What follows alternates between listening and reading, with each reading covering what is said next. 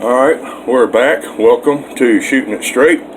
I'm Antonius, and I'm here to once again piss off a large number of concealed carriers and other shooters by going against the popular trends, popular teachings, and popular beliefs by putting out the actual facts, which is what most of my videos do. The primary goal of this particular video is simply to inform gun owners of the best available products on the market that do a superior job of properly cleaning and maintaining a firearm in the most efficient and effective ways, and to caution gun owners about the obviously popular but potentially destructive products out there that is being used by many gun owners today. And I'll address that. Now, I'd like to also state for the record that my experiences with various cleaning products stems from my 40 plus years of gun ownership, my personal observations and experiences derived from my years spent as a state certified police firearms instructor and a certified chief weapons armor, in which I have used a number of different cleaning products from various manufacturers.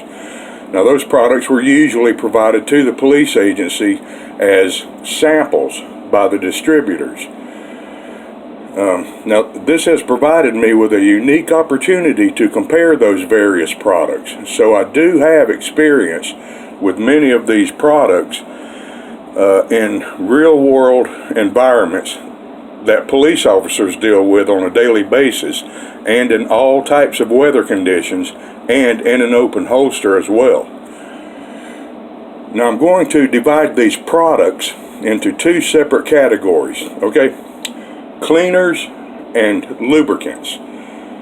Now, these are separate products because they serve separate purposes if you want to maintain your pistol properly. So, based on this experience, I have come to the following conclusions. These are all my opinions now, okay?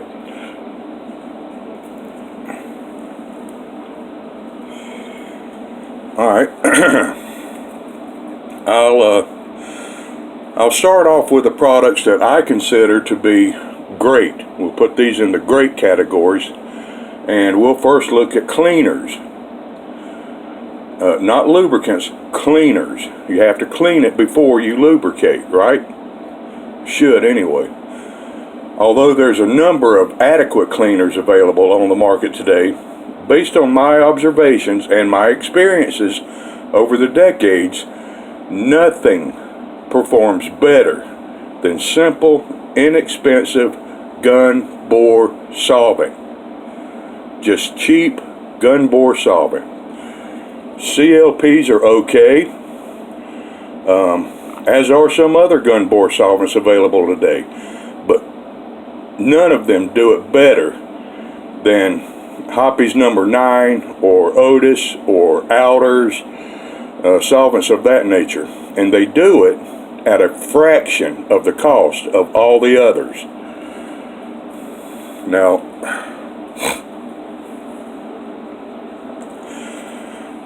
I've been using Hoppy's number 9 for over 40 years, well over 40 years.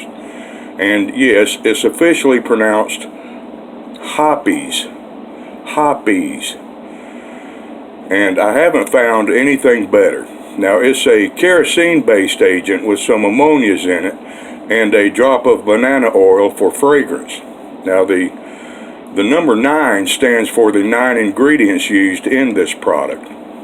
Now, you can in fact pay a lot more for other solvents and oils as well that all claim to be better, but in reality they're no better than any other product. For example, let me give you an example. This 5-ounce bottle of Hoppy's solvent cost me $5 almost a year ago, about 9 months ago. Now, compare that with a 4-ounce squirt bottle of Shooter Lube solvent, just the solvent, Shooter Lube solvent, listing for $13. 4 ounces for $13, 5 ounces for $5. Why would you choose to spend $13 instead of $5 for the exact same product that's going to do the exact same thing?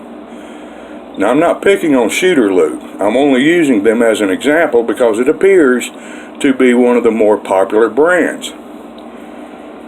And for good reason. You know, they do a good job. But, you know, in reality, Shooter Lube solvent and others just like it are basically little more than Hoppy's No. 9 solvent poured into a spray bottle and sold at 4 times the price. Now, a good traditional undiluted solvent such as Hoppy's, Birchwood Casey, Outers, these things, their job is to go in and remove all non-base metal substances such as dirt, debris, carbon fouling, oils, greases, graphite, and powder compounds, primer compounds, by breaking them up and rendering them inert, then lifting the compounds up to be flushed from the gun components. Now, I've got no clue as to the actual shelf life of your common gun solvents, but I do know that I've never seen an expiration date on a bottle of Hoppy's No. 9. Now, the fact is, simple mineral spirits are just as good as any gun bore solvent, and it's less expensive. Alright, now let's move on to lubricants.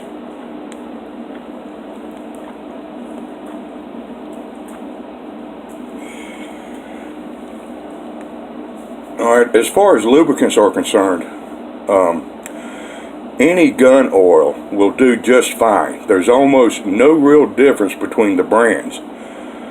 Now, once again, you can pay $8 for a 2-ounce bottle of Shooter Lube gun oil, or you can pay $3 for a 2 1/4 ounce bottle of Hoppy's gun oil. It's the same thing. You're just getting a 1/4 ounce more at Hoppy's for $3 versus $8 for less. Alright, gun oils generally don't expire if they're kept out of the sunlight and out of extreme temperatures, at which point they may begin to break down. And again, actually, simple 100% USP mineral oil is the main ingredient in all gun oils, and you can get a half gallon of USP mineral oil for $2 at your local corner pharmacy. It's going to be sold as a laxative oil.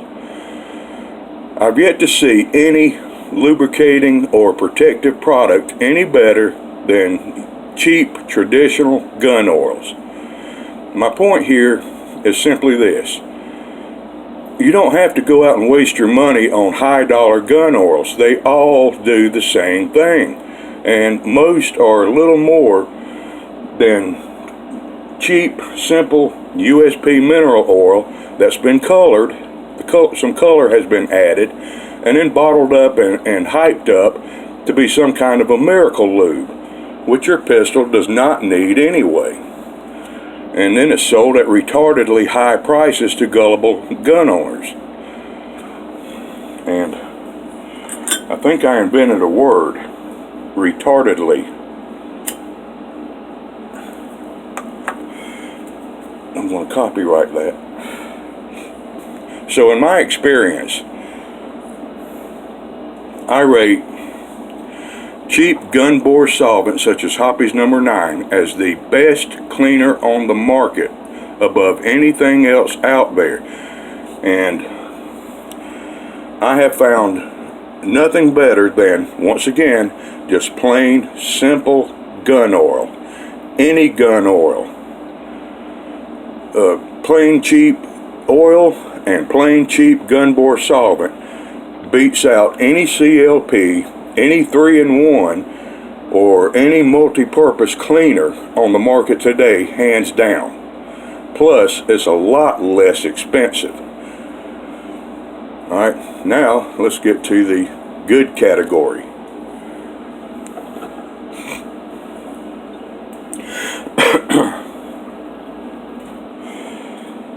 Now I don't have any actual CLPs or anything to hold up here and show you, because I don't use CLPs. Not that there's anything wrong with them. They're fine. It's just I prefer not to use them. But I still put them in the good category because based on my experiences of using them, they are good products. Okay, so here's some good ones. Ballistol Strike Hold CLP, Riptide Advanced Gun Cleaner, Safariland's Break Free CLP, Hornady's One Shot, Shooter's Lube, Slip 2000. Most all these multi-purpose agents that claim to clean, lubricate, and protect all in one application are collectively known as CLPs. And the market is absolutely saturated with these overpriced and overhyped cleaners, they're called. Now, during my years as a chief weapons armor, I have used many of these same CLPs I just mentioned, and others like them too. Now, I've never really been fond of any of them.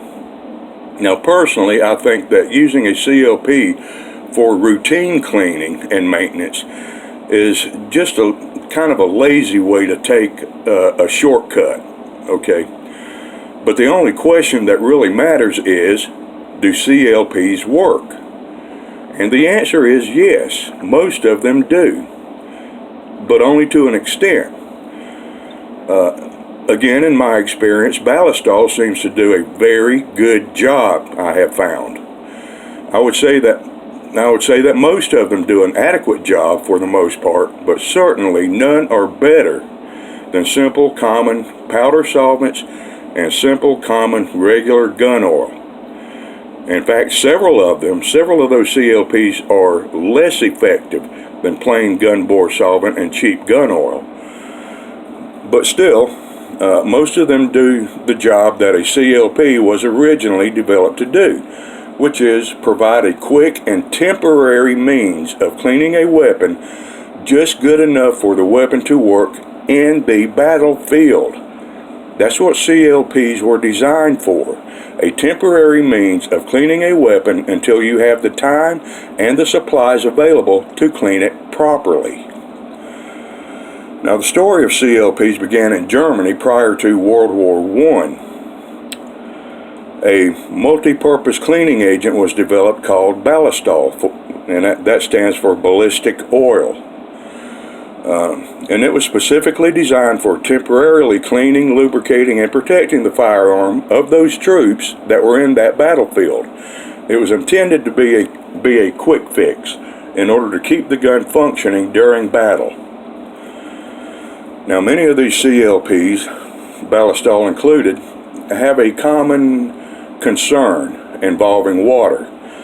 When water comes into contact with these CLPs, it causes an emulsification, turning it into a thick whitish substance. Now, this isn't always the case, but it has happened. Some CLPs contain detergents, sometimes mineral spirits, in order to provide the cleaning while employing, I hope I get this right, polytetrafluoroethylene, which is a synthetic polymer basically made up of carbon and fluorine, which I think we all know that is Teflon, to provide that lubricity, and of course oil and other additives.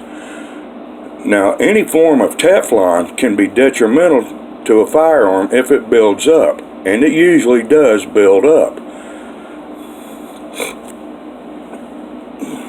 Hold on a second.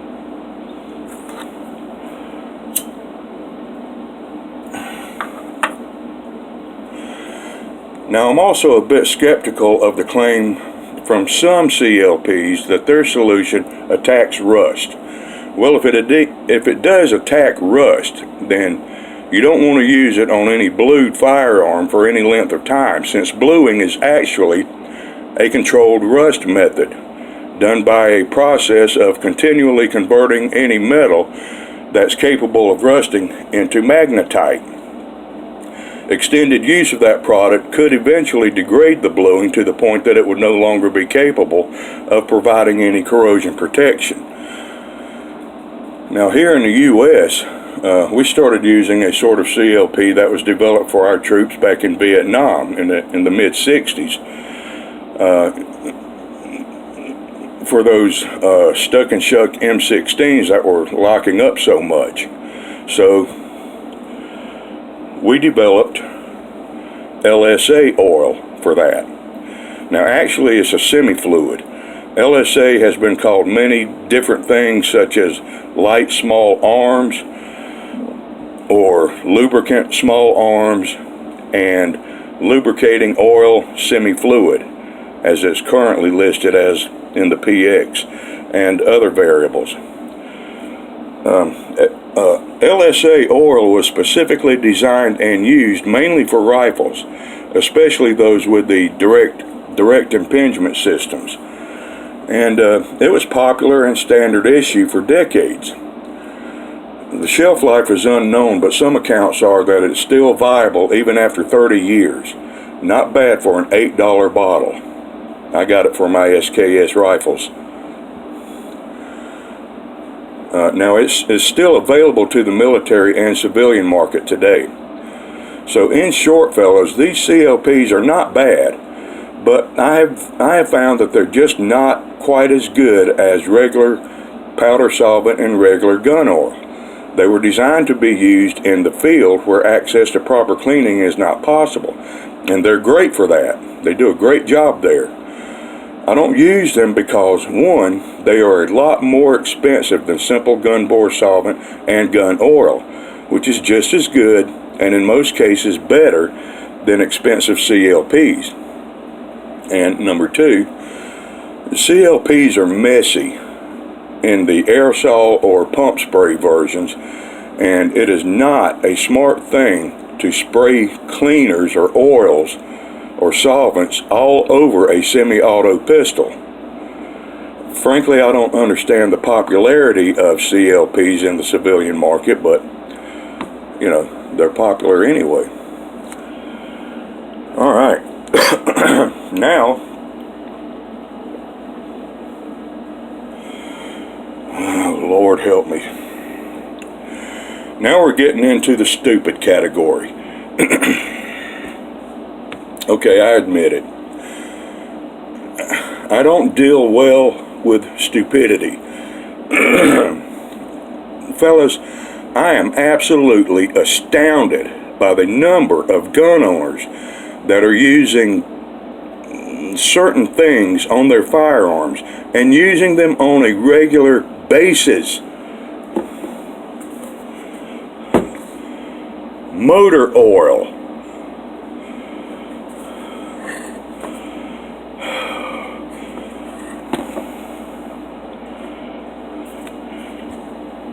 Engine degreaser. Brake cleaner. Are you shitting me?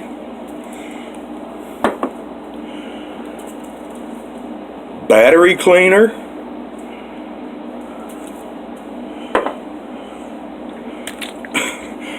Mean green.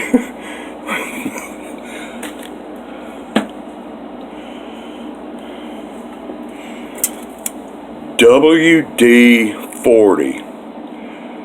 Automatic transmission fluid. Graphite, anti-seize compound, axle grease, cooking oil. I mean, you know, why stop there? Look, why don't you just use some Visine? Or maybe, why don't you just piss all over the gun? Because, hey, that'll clean it too, right? Idiote donati stonad. I mean, what in the blueberry fuck muffins is wrong with you people? Okay?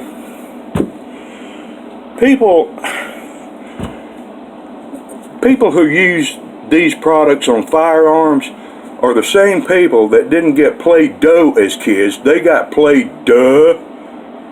You know what I mean? What is this obsession with using automotive or household products on a firearm? Fuck's sake. in my opinion, really, in my opinion, people that use those products, household products and automotive products on firearms, have no business owning a firearm. You should sell them, because you're too stupid to own one.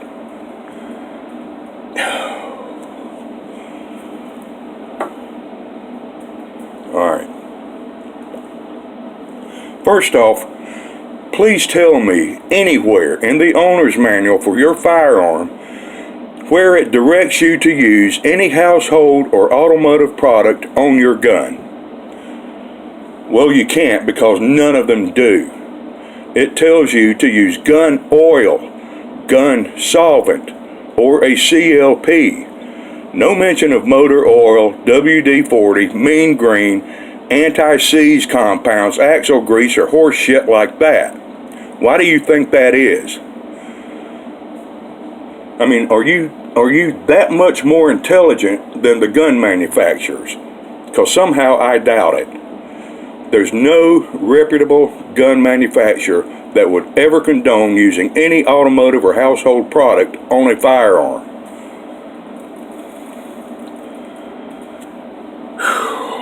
Lord. Alright, let's talk about it.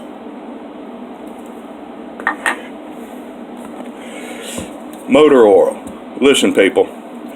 It's called motor oil for a reason, fuck's sake. The viscosity of motor oil, synthetic or not, doesn't matter, is far too thick to be of any practical use at all in a firearm. With the tight tolerances of most quality pistols these days, you don't want gun grease or thick oils to interfere with those tolerances.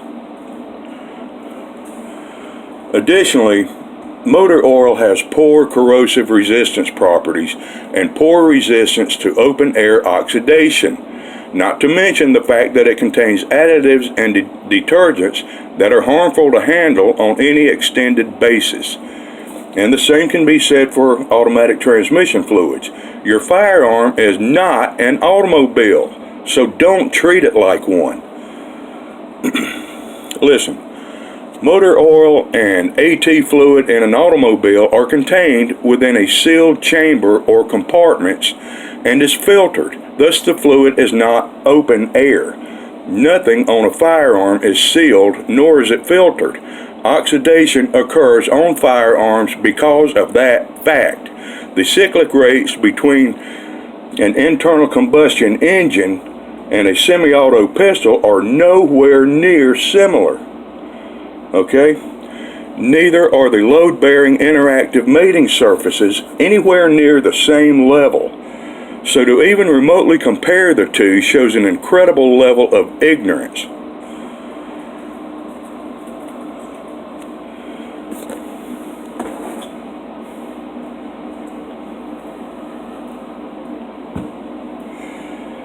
WD-40. Now, while it does have some temporary lubricating quality, it is very short-lived, and it was never intended to be used primarily as a lubricant. It is a water displacement agent, hence the WD part of the name, water displacement. Kabish? Alright? And the 40 represents the developer's 40th formulation of this before he finally got it right. WD-40. Any lubrication qualities are only a quick fix. WD-40 is great for that squeaky door hinge, but has no value to a firearm. It rapidly oxidizes, often leaving a yellowish varnish behind, which, after building up, has been known to gum up gun components. By the way, I went to Walmart the other day to grab an ammo can and some cleaning patches. I never saw any WD-40 in that section, though. You'll never guess in a million years where I found this. It was in the automotive section of Walmart. Weird, right? No, the Walmart stock boy must have been new or something, I guess. Alright, let's talk about dry lubricants, because I see a lot of comments on a lot of other videos and all that about people using dry lubricants. Listen, don't ever use them. Most dry lubricants consist of either graphite, Teflon, or paraffin in wax form, all of which are not good for the firearm. Dry lubricants build up between surfaces and have been known to entirely bind actions. And here's another one, an anti-seize compound on the slide. Why? Firearms only seize due to heavy fouling, and no amount of anti-seize compound will prevent that. If it seizes, clean your pistol, that's all. Anti-seize compounds are never meant to be a lubricant or to be used in interacting machine parts in motion, since most contain graphite, which is an abrasive and can wear moving parts. It was intended to be applied to bolt threads in order to prevent the bolts from freezing over time so that they could later be easily loosened and removed. Alright, we're just about done. Greases. Look, no pistol requires any grease of any kind. It does nothing but collect debris and fouling, even more than oil, and helps to form an abrasive sludge or a lapping compound that will wear down the components. Now, there are some rifles that might benefit from a light dab of grease in a specific area. So, fellas, listen to me. It's just this simple. If a product is not designed specifically for firearms, do yourself a favor and don't frickin' use it. Smarten up. Be a responsible gun owner.